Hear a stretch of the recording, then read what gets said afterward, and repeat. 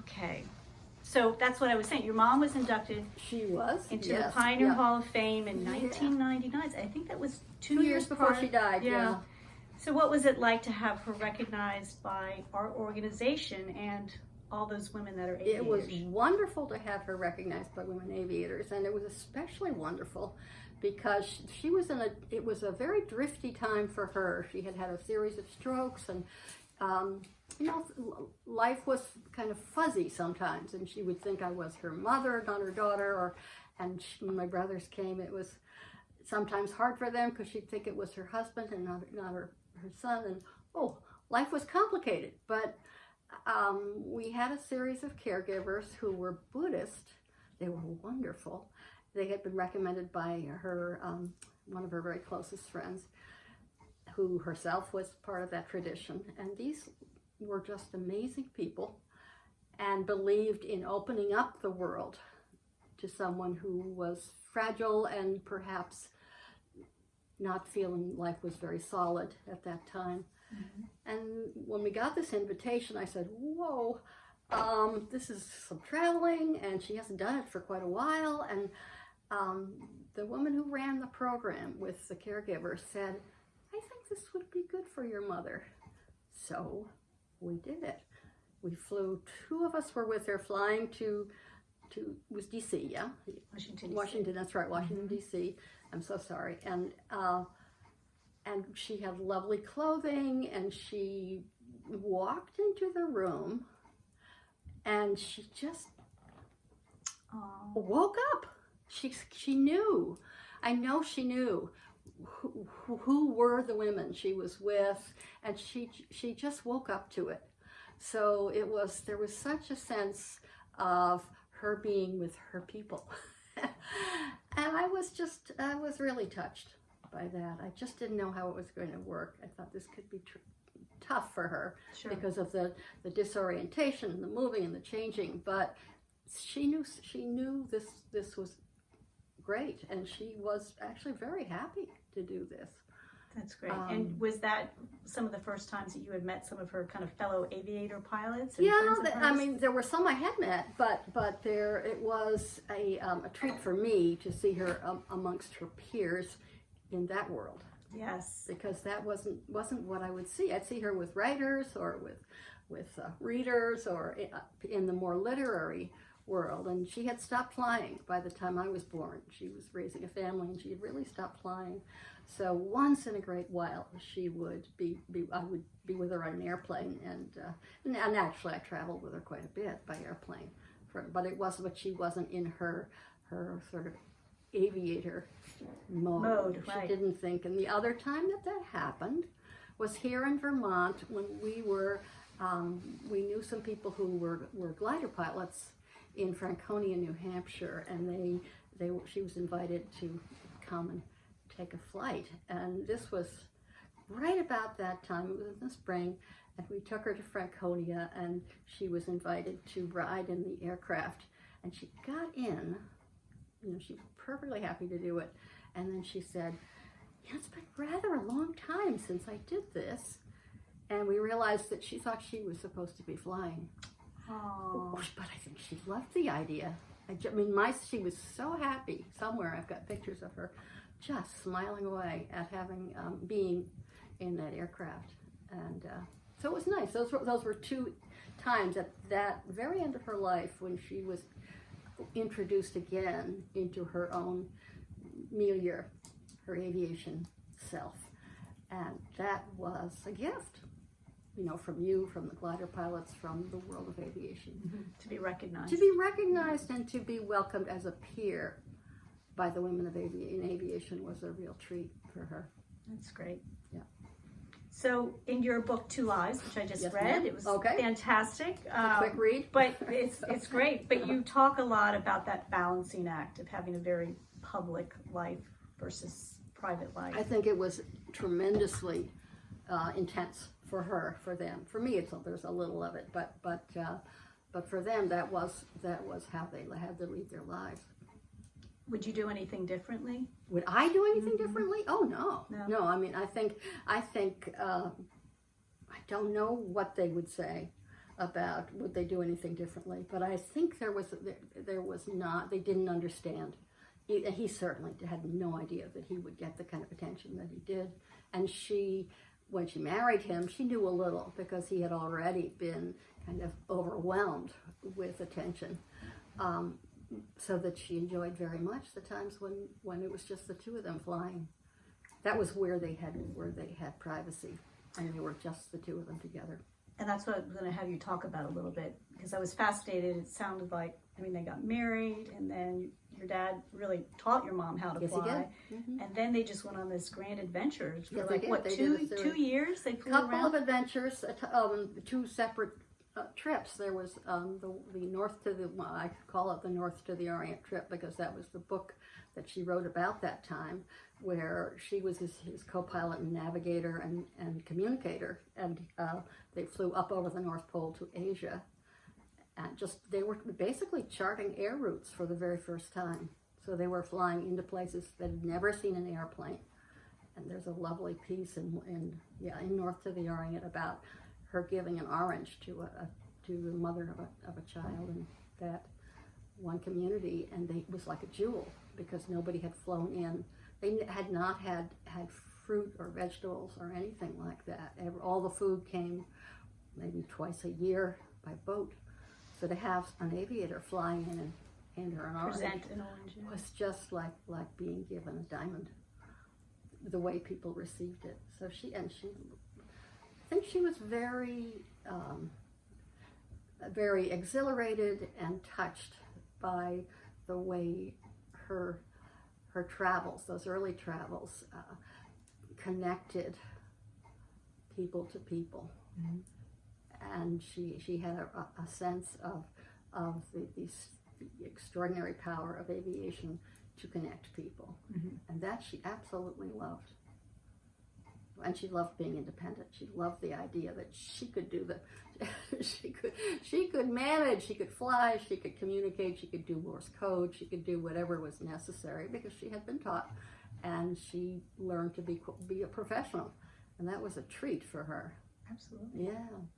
So did she had 2 children at the time, or at what point did she stop flying? She stopped flying toward the, I'm trying to think when the last book was. She stopped flying when she had more than 2, I believe. Well, when she had John and Land, yeah, I think maybe right after she had my brother Land, and that would have been the 2 children, because of course her first baby died.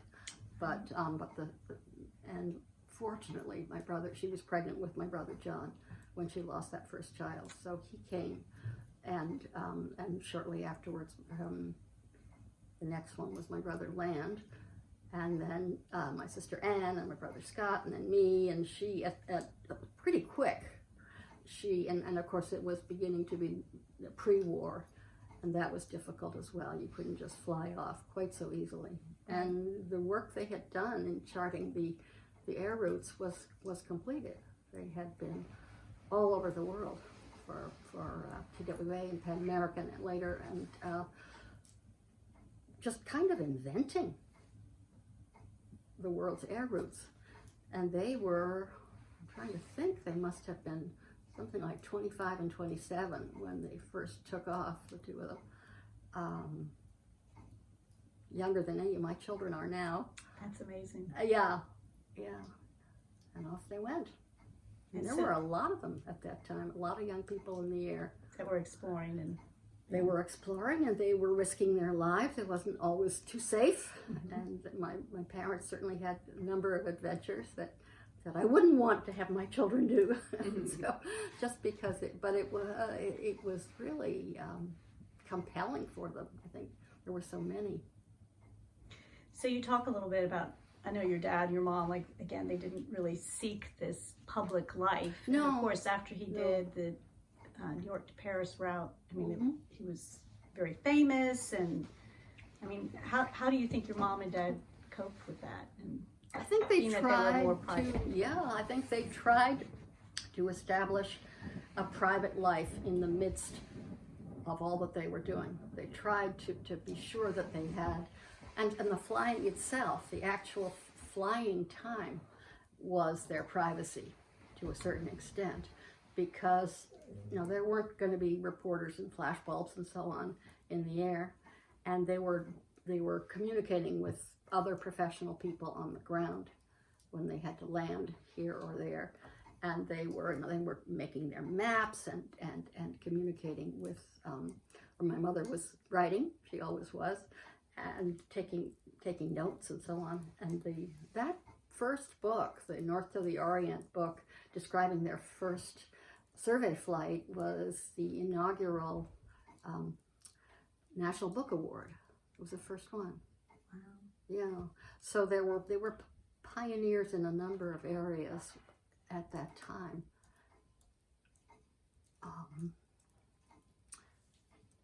And I think she enjoyed just the two of them being together. They were very much of a partnership. She said she was kind of a page to his knight. She loved following him and having enough professionalism to know what to do and how to do it. Mm-hmm. And that was a kind of adventure she had never had before. She had quite a quiet academic, intellectual life, and this was just another world, and she loved it. And how did they meet?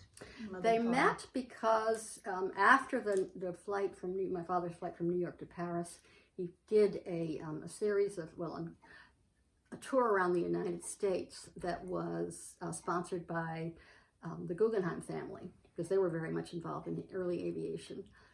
He went, I think there were some number of cities, it's either 82 or 88 around the U.S. They landed wherever there was an actual airfield. And some states didn't have them, but there was one in Springfield, Vermont, and there were different ones around the country. And he would go, the places that he couldn't land, he would fly over and dip a wing and drop a proclamation about the new world of aviation, about how exciting it was and how great it would be for everybody. And he was promoting aviation as he did that. And then he was asked to come to other places. He was invited to a number of South American spots. And then he was also invited to Mexico. The ambassador to Mexico at that time was Dwight Morrow, my mother's father. Oh. So my father flew in to Mexico City and was introduced to the family, met my grandmother and the children. There were 3 daughters and a son. And that was how he got to know my mother. So that's neat. So writing obviously is a good outlet for you as well. It seems to be a habit. Did you follow in your mother and father's footsteps, or is it something you always wanted to do? It was something I always wanted to do, but I do think I felt as though it was a family profession, sort of a family habit, and I didn't know what I would write. But my mother was very encouraging. And if I had something to say that I thought that I had to tell my mother, she would say, "Oh, you should write that down." So she said that to my sister as well. She encouraged all of us to write. My father gave us diaries and pens that, let's see, what am I thinking? I'm trying to think. I don't mean indelible. Yes, I do. Indelible pens with ink that wouldn't wash away, and brass paper clips, because you could put your pieces of paper together and they wouldn't rust. So he had all these techniques and materials that he thought we should be using as we wrote. So they were both very encouraging about writing, and I loved it. Anyway. Yeah, you obviously love it. How many children's books and how many adult books have you written now? It's something like, I know together, I think it's 21 for children and 7 for adults. Wow. And the kids' books are very short. It's like a poem. So it's almost like saying 21 poems and then 7 books for adults. They're all written in rhyme. That was because I was a 2nd grade teacher out of college for a couple of years, and I noticed that children who had trouble reading very often could pick it up through rhyme. And so I would teach with the Dr. Seuss books and the Margaret Wise Brown books, and then I would write sort of silly rhymes or bedtime stories, or some of them were historical. I did a Bessie Coleman book because I was so excited. Aviation, excited about her, and I loved John Chapman, Johnny Appleseed. So there were different themes, but I was very interested in how children learn to read and how it can be both fun and how it can be helped. That's wonderful. And I know one about a farm because I have my daughter has the one about the horse. First one, Midnight Farm. Midnight Farm. That was my very first one. Right. And they're all illustrated beautifully. I was lucky. There were at the time. Well, I mean, there's some wonderful artists and illustrators now as well. But I was very fortunate. There were some great people, and it was sort of like computer dating. From the old days, the publisher would say, well, here's an artist who might work well with that, but we think this one might be better. And I thought, I don't know. I couldn't paint the illustrations for this book to save my life. I've known some wonderful author illustrators who can do the whole thing, but I just would write a poem. And then send it off? Yeah, I would send it to the public. I knew a wonderful person, still do, who was an editor at a children's publishing house, and enjoyed. She liked what I did, and said, "I'm going to send this to New York." And I'd say, "Okay." And that's how I got into it. That's great. It does help to know somebody in the business. Very often you start and you just don't have a clue, as I did. Right. Now you're currently writing something? I'm currently writing. What am I doing? Right now I'm doing I am the writer in residence for Victoria magazine. I know there are 7 issues, and you write quite a short essay for each issue, and it's a pleasure. I get lovely messages, letters back from people who've read the magazine. So I haven't done this before. Usually I'm apt to write something long, 10 pages or so for a chapter, and then you go on for a book. But these are tiny. These are something like 1,200 words. And that's hard. So I have to write, and then I cut it back, and then I stretch it out, and it's an interesting exercise, but I enjoy it very much. That's good. So that's what I'm doing right now. But no other book right now? I don't know. I don't think I think I would need to wait and kind of, it's possible that some of this could turn into a book. I'm just not sure. I don't know. Yeah. So other question, I know that, so none of your kids really got involved in aviation, but you have a nephew, Eric? Oh, absolutely. Yeah. Eric Lindbergh has been... he's on the West Coast. He's based in the West Coast, out on the Bainbridge Island outside of Seattle. And he's doing a bunch of things. He's the head of the Lindbergh Foundation right now. He's the president. He's very interested in ways to work with decarbonization and noise reduction in aviation, and that's quite a tall order. Huge. It's huge. He did a transatlantic flight. I think it was at the 75th anniversary. He had it was kind of wonderful. He had been quite handicapped with an arthritis that pretty serious when he was quite young, and he was able, through education and medication, through exercise, probably education too, but he was able to kind of come out of that, and he seems absolutely fine today, but he wanted to do something at that time in his life to kind of continue with his interest, his love for aviation. And he was already a pilot, and he was sponsored by a bunch of people, and he went from New York to Paris, and it was fascinating. But he loved it. He liked doing this in honor of his grandfather, and he has continued to do some very interesting work in aviation. That's great. Years. Now, is that your brother's? My brother's son. Yeah. Okay. Eric, Erik. Okay. Yeah. He's a great guy, and he has a wonderful wife, and they do podcasts. Just called The Lindberghs. Okay. And it's Eric and Lynn Lindbergh. Okay. And they're quite interesting. Some of them are historical. Some of them are about their own experiences. Right. They're kind of neat. Right.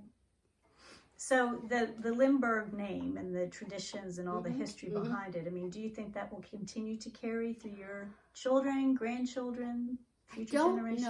I don't know. I think that I know that my kids have enjoyed I mean, they loved their grandmother. They did not know their grandfather much. My oldest daughter was 3 when he died, so she enjoyed him as a little person, but she doesn't really remember him much.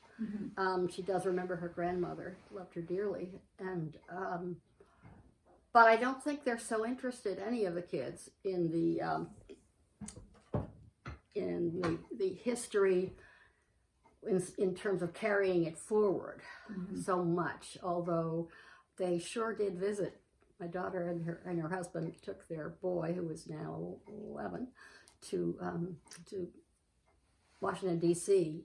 and saw the Spirit of St. Louis, and were taken into the Air and Space Museum, and they were taken in to see some of the artifacts, and they loved it. I mean, they have that interest. But as far as continuing with the legacy, I don't know.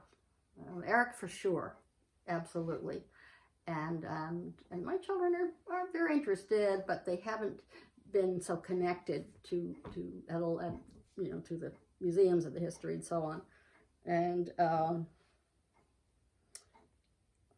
it'll be interesting to see how that works out over time. My son has some connection with it. He works in New York as he does some teaching, he does some writing, and he works as an extra, background acting, and he got himself a job as an extra on the upcoming Philip Roth series, The Plot Against America, in which my father becomes president, and all kinds of things. And he's not doing it. He didn't tell anybody that he was connected in any way, but he said, "Well, Mom, that's quite a story." I said, "Remember, it's fiction," but he was interested. He had a lot to think about, did a little research and so on. Sure. Yeah. And then your mother lived here with you on She the did. farm? She lived just up the hill. There's a little house like a little chalet, just as you come down to the farm. And she lived there the last, really off and on the last 10 years of her life, and all the time the last 2 years, and had her caregivers, her Buddhist caregivers, who took her for rides, and they were quite a wonderfully, they called it a circle of care. That was the system. And they had people came in and out, and there were about 8 of them in all, 2 at any one time. And they were extraordinarily warm and liked to keep her life open. They would take her to, to all kinds of things, to hear music, to go to the library, to the museums here. It's an interesting town. And then we would come up and down. And she would be with us for dinner. They would all be with us for dinner a lot of the time. So we had there was a lot of connection to the local neighborhood and to our family and to the farm, but she had her own little place. That's nice. Yeah, that's nice. It worked well. So, but you grew up. Your parents had a farm in Connecticut. They had a house in Connecticut. Okay. They had a house right on the on Long Island Sound. Not right on the Atlantic Ocean, but on the little sound of the ocean, and a little cove of the Sound. It was called Scott's Cove, and there was a big old house. And there were kind of boats and a little bit of woods, and it was kind of brambly and not too manicured at that time. So it was a good place for kids to grow up. That's great. And your father, you write about. I mean, your father kind of was this big presence, but would come in. He would come and go too, and then and then he'd be off again. Europe or Africa. Yeah. Mm-hmm. So do you remember much about him? Oh, I remember him very well. Yeah. But that was the pattern. She was always present. Okay. Just about always present. Once in a while, she'd be off for a little bit, but my sense of presence was that was her, and that he would come and go, and his presence was pretty powerful. That's what it seems like. Oh yes. He had tasks for you to do. He had tasks. Yes, he had jobs for us to do, and he had lists, and he would have us come in and to his office, and he would go down his list and see whether you had, if there was, for instance, if you had left your bicycle out, he would ask you to put it away, or he would ask you why you hadn't put it away. He would, and then he had his subjects, civilization and progress, independence and responsibility, freedom and responsibility, excuse me. But he had, and each of us had, I need to look and see whether your list was long or short when you walked into the room, because you could sort of see upside down. So that's great. But, yeah. But then you do say that in your 50s you later acknowledged that there were some half siblings of yours. And... Yeah, I was thinking I was 60. I guess I wasn't. I guess it was in my 50s. That happened after he had died. He had been gone for some time, and that was just after she died in 2001, and the story about the half siblings emerged in 2003, and we were really surprised, and I wanted to meet them, so I went to Europe and did, and liked them. I actually liked them very much, but they were well, one or two of them were just as surprised as we were, and some of them had always known. And it was an interesting group of people. The mothers are gone now. I met one of the mothers, and I remember thinking when I met her that she was more like a friend of my mother's than a friend of my father's. She was very, very artistic and intellectual, and lovely woman. But her children, whom I got to know quite well, there were two boys, and they were also quite upset that this would happen. They really did not know for sure who their father was until they were adults. Yeah. Dynamic times. I'm sorry? I said dynamic times. Dynamic times, and good? yes, Yeah. indeed. And then I think they had been. This was a man who came once or twice a year, and what did one of them tell me? He said, "Well, I thought he was some kind of handyman because he was always fixing things." and they thought he was British. Oh. They didn't know he was American. And it was after my father died, and there was a lot of notice in the newspaper about his death, that at least one of the families began to figure it out. Mm-hmm. And then they kind of all came, but there was trouble because some of them just did not want any publicity at all. They were worried that their mothers would feel terrible, and they just didn't want it. And some of them said, "Oh, it's okay, it'll be fun." And so there was a lot of difference between those families as to whether it should be out in public or not. Mm-hmm. Mm-hmm. And it didn't seem to do any horrible harm to anybody. I was gonna say everybody's fine. beyond it. I It's guess in a way, right? nuts, but it's it's kind of just part of the record at this point. Right. Yeah. You talk about, there obviously tons and tons of writings and letters and notes Mm-hmm. that are in archives. Indeed. Is there still a lot of material for you to go through, or do you feel like no. you've... Only if we do that when we worked on my mother's final volume of diaries and letters, which some of us, some of her siblings, my siblings, and my mother's children thought. We thought that because her diaries stopped in just after the Second World War, but just after, might even have been just before it really ended. There were 5 volumes that had started when she was a teenager and ended at that point, just as the war was ending. But she lived beyond that, 40 years beyond that, and there was a lot of material in the Yale archives that went, her diaries and letters, volumes and a lot of them, and thousands of pages. And we decided it would be interesting to see whether we could pull together material for a 6th book that went from 1947 to 1986, which is what it finally did. And there was plenty, of course. And so we worked together for a couple of years and gathered the material. And we had at that point about 1,000 pages that we all thought was just wonderful. And her editor at Random House, who had known my mother, said, "This is lovely, but it needs to be about 350 pages." Well, of course, it would be hard to make a humongous book out of that. And there was a lot of repetition, and we were able to do it. So we have this book called Against Wind and Tide, which was a quote from Harriet Beecher Stowe, who said that trying to write while raising children was like rowing against wind and tide. And my mother loved that quote, so that was suggested by the editor as the title of the book. And that was that. But it was a pleasure to do that because we hadn't seen much in her published work that represented the years when we knew her. Right. So it was a pleasure to put all that together. That's neat.